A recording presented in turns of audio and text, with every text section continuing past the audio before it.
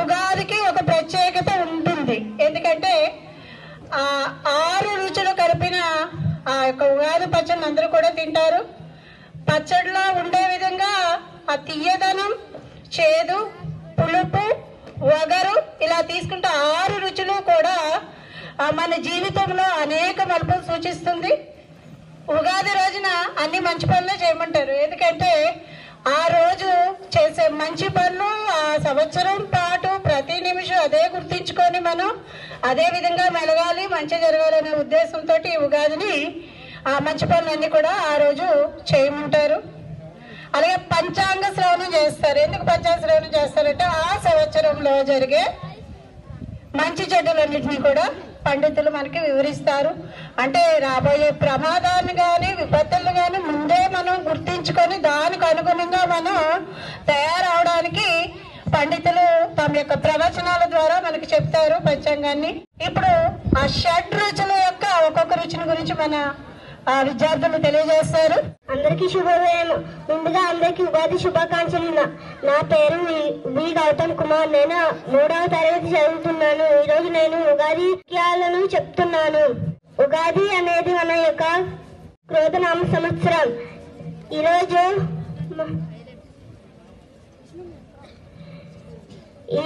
మనం ఉగాది పచ్చడి చేసుకుంటాము. ఆ పచ్చడిలో ఉన్న రుచులు నేను చెప్పబోతున్నాను. ఆ పచ్చడిలో రుచులు తీపి, వగరు, చేదు, కారం, ఉప్పు.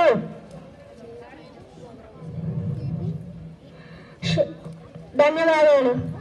మొదటిగా ఉగాది పండుగ శుభాకాంక్షలు. నా పేరు దాన్విక. నేను 4వ తరగతి చదువుతున్నాను.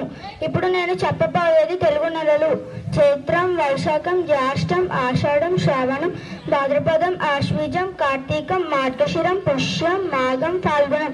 అందరికీ ధన్యవాదాలు. నమస్కారం. నా పేరు పి గురువర్ధన్. నేను 3వ తరగతి చదువుతున్నాను.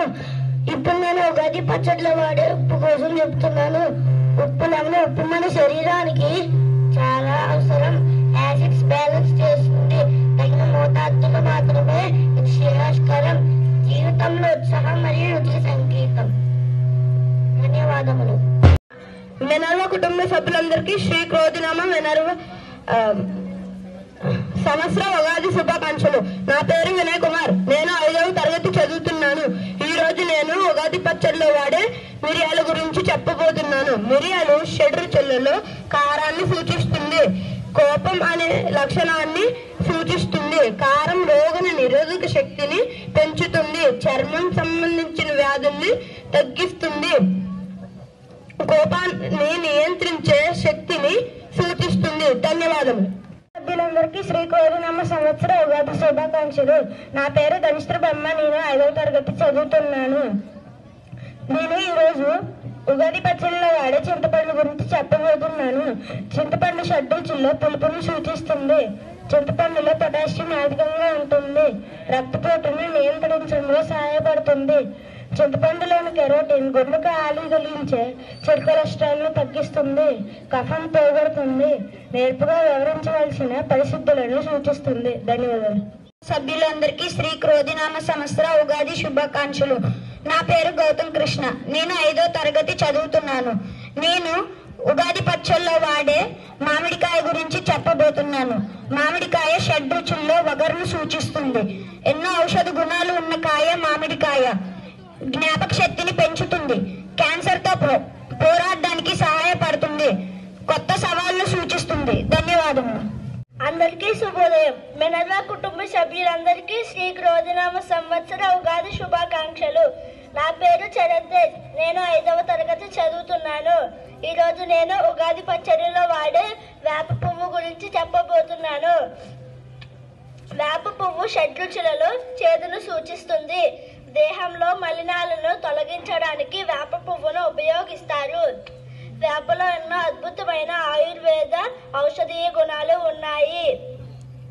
వేప పవిత్రమైన వృక్షం అని మన ఋషులు పేర్కొన్నారు.